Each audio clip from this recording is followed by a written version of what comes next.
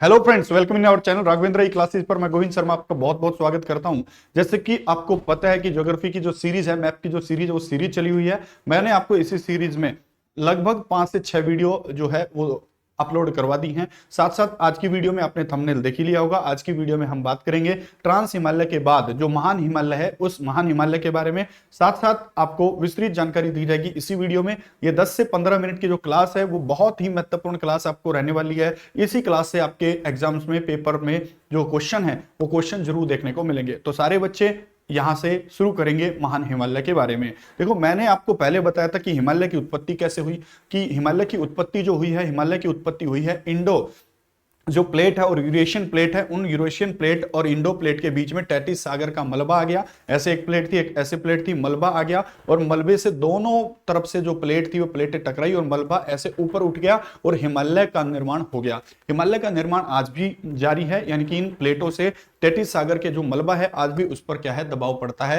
यानी कि हर साल आज भी जो हिमालय है उसकी ऊंचाई बढ़ रही है और हिमालय के जो आसपास का इलाका है, इन इन इलाकों में जो प्लेटें आपस में दबाव डाल रही हैं, उन दबाव डालने से आज भी भूकंप देखे जा सकते हैं। इसलिए आप नोटिस करेंगे कि हिमालय अक्षेत्र में बहुत सारे भूकंप आते हैं और हिमालय अक्षेत्र का जो विस्तार है वो आज भी क्यों जारी है, इसके पीछे की समझ आप पिछली वीडियो में ले सकते हैं। तो आज की वीडियो में बात करेंगे महान हिमालय के बारे में। तो आइए चलते हैं इस वीडियो की तरफ। तो देख लेते हैं, आपका ये भारत का मैप है और भारत के मैप में मैंने आपको बताया था कि सबसे पहले हिमालय का एक भाग पड़ता है, जिस भाग को आप क्या कहते हो, जिस भाग को आप ट्रांस हिमालय कहते हो। वो ट्रांस हिमालय के बाद आपका यहाँ जम्मू कश्मीर से लेकर आपका यहाँ से लेकर एक हिमालय पड़ता है, जिस हिमालय का नाम आपका, जिस हिमालय का जो नाम है वो आपका कौन सा हिमालय, यहां से देखो, यहां से अगर यहां से जम्मू कश्मीर से लेकर उत्तराखंड, उत्तराखंड के बाद आप कुछ हिमालय और कुछ नेपाल का इलाका और फिर आपका सिक्किम का इलाका और फिर अरुणाचल प्रदेश तक एक हिमालय पड़ता है, जिस हिमालय को आप क्या कहते हो, महान हिमालय कहते हो। क्या कहते हो, महान हिमालय कहते हो। तो ट्रांस हिमालय के उत्तर में जाओगे तो आपको हिमालय देखने को मिलेगा, जिसको आप महान हिमालय कहते हो। क्या कहते हो, महान हिमालय कहते हो। यहां पर इस मैप में एक बार ड्रा करके देखते हैं। सबसे पहले मैंने आपको कल बताया था कि ट्रांस हिमालय के अंतर्गत 3 चोटियां आती हैं या 3 श्रेणियां आती हैं ट्रांस हिमालय के अंतर्गत। पहली आपकी कौन सी है, आपकी पहली आपकी काराकोरम है। कौन सी है, काराकोरम है, क्या मैंने बताया था। उसके बाद आपकी ये वाली पर्वत श्रेणी आपकी लद्दाख पर्वत श्रेणी है और उसके बाद आपकी एक पर्वत श्रेणी पड़ती है, जिस पर्वत श्रेणी का नाम है जास्कर पर्वत श्रेणी। कौन सी है, जास्कर पर्वत श्रेणी। ये तीनों ट्रांस हिमालय के अंतर्गत आती हैं, जास्कर और एक आपकी लद्दाख और एक आपकी काराकोरम। तो जास्कर श्रेणी होगी, मैंने आपको बताया था ये जास्कर श्रेणी होगी। तो के for Karakoram, L for Ladakh और जे फॉर जास्कर, इन तीनों के बारे में मैंने आपको बताया था। तीनों की तीनों पर्वत श्रेणियां आपकी ट्रांस हिमालय के अंतर्गत आती हैं। और जैसे ही ट्रांस हिमालय के आप दक्षिण में आते हो, ये दक्षिण दिशा है, यहां पर आपको एक हिमालय नजर आता है। ऐसे फैली हुई हिमालय की कुछ चोटियां नजर आएंगी आपको। इसी हिमालय को आप कहते हो महान हिमालय। क्या कहते हो, इसी चोटियों को आप, यहां पर आपको चोटियां दिखाई देंगी, उसी चोटियों को आप क्या कहते हो, महान हिमालय कहते हो। क्या कहते हो, महान हिमालय। तो आप थोड़ा सा समझ पाए होंगे, ट्रांस हिमालय के दक्षिण में जाओगे तो तब आपको महान हिमालय दिखाई देगा। और महान हिमालय जब आपको दिखाई दे रहा होगा उस समय आप इस स्थिति को देख पाएंगे, कौन कौन सी चोटियां वहां पर आती हैं, कौन कौन सी समझ वहां से आती है, कौन कौन सी बातें वहां पर आती हैं। तो आइए चलते हैं, इस बारे में बात करते हैं कि कौन कौन से पर्वत यहां पर दिखाई देते हैं। देखो, ट्रांस हिमालय की बात करें तो मैंने कल बताया था आपको कि ट्रांस हिमालय हिमालय का भाग नहीं है, यह हिमालय से पुराना है। लेकिन जो महान हिमालय है यही ओरिजिनल हिमालय कहलाता है, यही ओरिजिनल हिमालय है। उसके बाद आपका लोअर यानी कि लघु हिमालय जो आता है वो भी हिमालय का ओरिजिनल भाग है और शिवालिक की पहाड़ियां वो भी ओरिजिनल भाग यहां पर देखने को मिलेगा। तो महान हिमालय से पहला क्वेश्चन ये आता है कि महान हिमालय का दूसरा नाम आपसे पूछता है। तो महान हिमालय का जो दूसरा नाम है उसको वृद्ध हिमालय कहते हैं। क्या कहते हैं, वृद्ध हिमालय इसको कहा जाता है।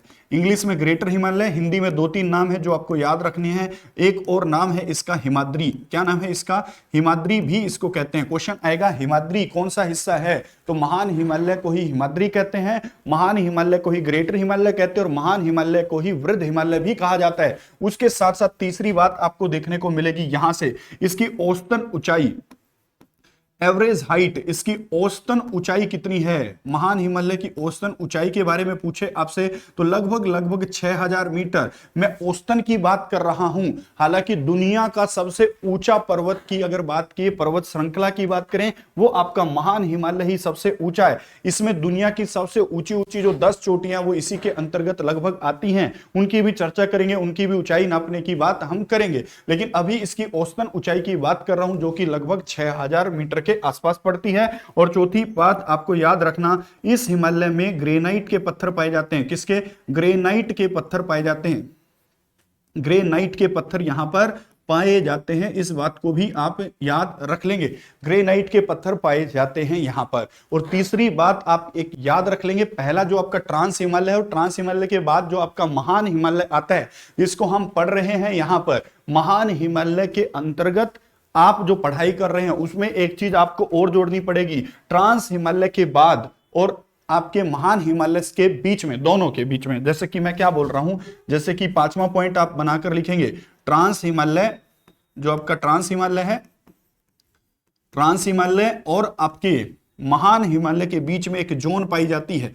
महान हिमालय तथा आपके ट्रांस हिमालय के बीच में एक जोन पाई जाती है, खाली जगह पाई जाती है, उसी जोन को आप कहते हो इंडो सांगपो संचर जोन, ITSZ। क्या कहते हो?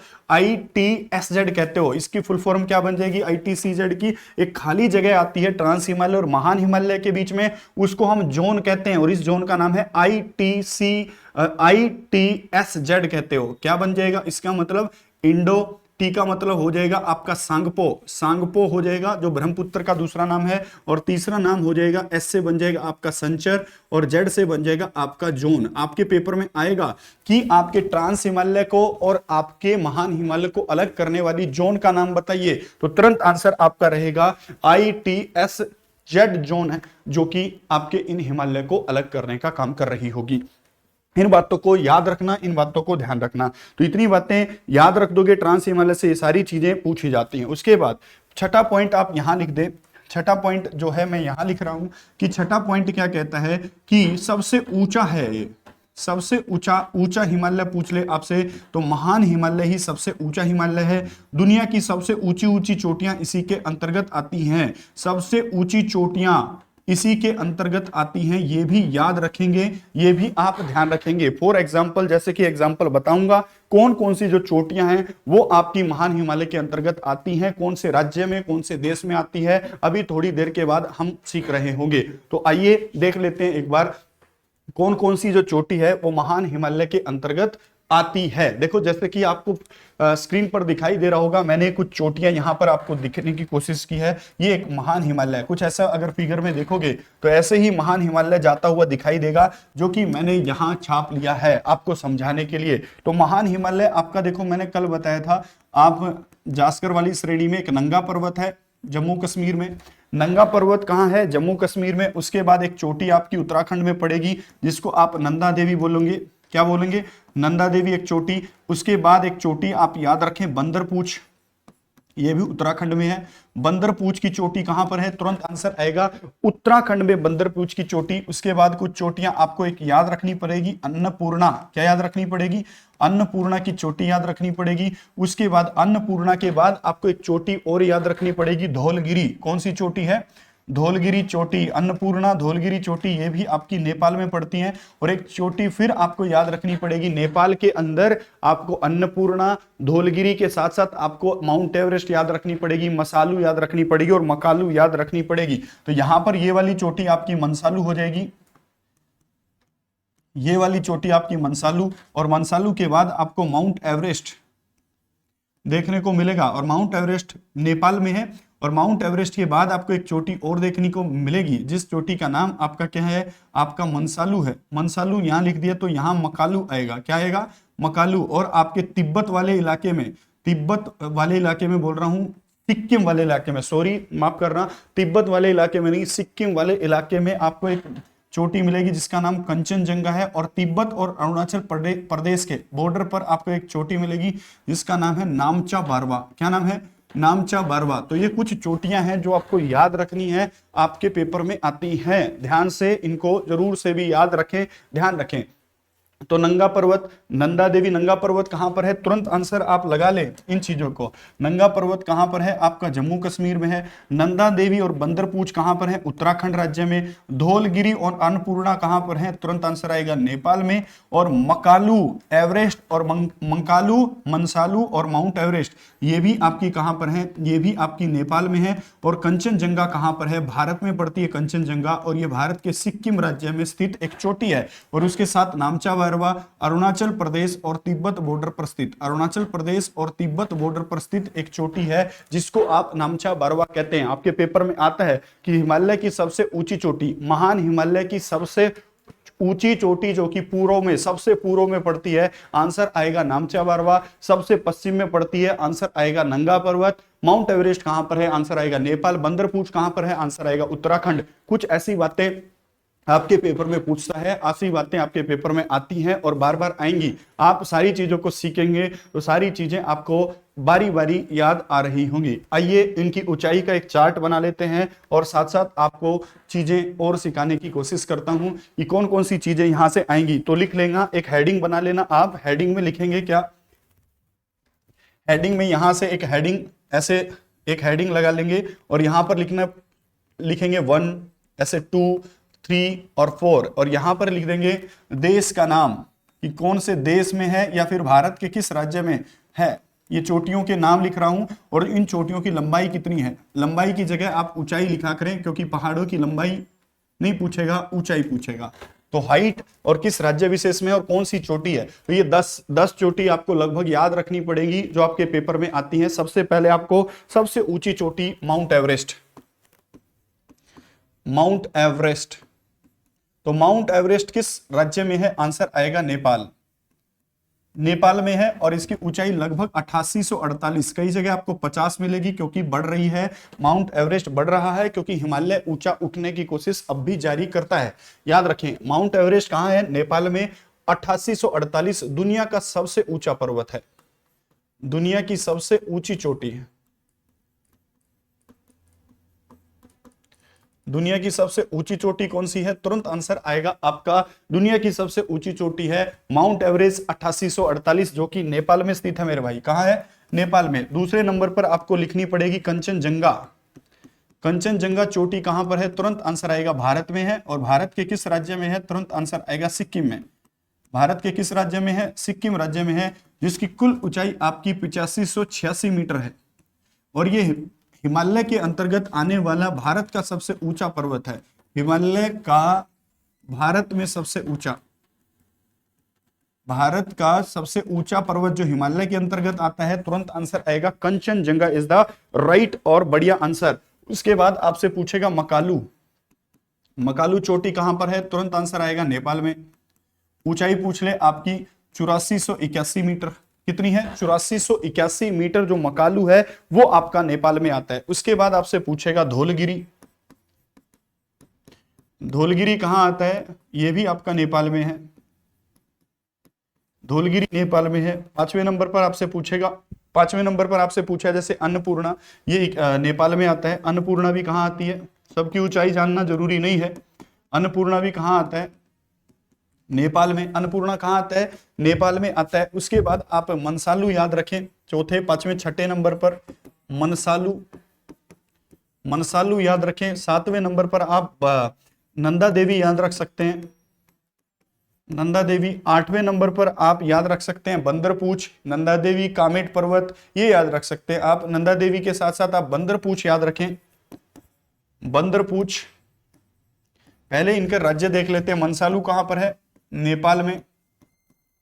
नंदा देवी कहां पर है, उत्तराखंड में। बंदरपूछ की चोटी कहां पर है, उत्तराखंड में। और 9वें नंबर पर आप याद रखें कामेट, कामेट चोटी कहां पर है, ये भी उत्तराखंड में है। और 10वें नंबर पर आप याद रखें मेरे कहने से बंदरपूछ हो गया आपका, नंदा देवी हो गया, कामेट हो गया, त्रिशूल चोटी, त्रिशूल चोटी भी कहां पर है, उत्तराखंड में ही स्थित है आपकी त्रिशूल चोटी, यहां पर स्थित है। याद रख लेंगे, ध्यान रख लेंगे आप। याद रखें धौलगिरी, धौलगिरी की ऊंचाई, धौलगिरी की ऊंचाई लगभग आपकी 8167 मीटर है। अन्नपूर्णा की जो ऊंचाई है आपकी वो 80-91 मीटर है।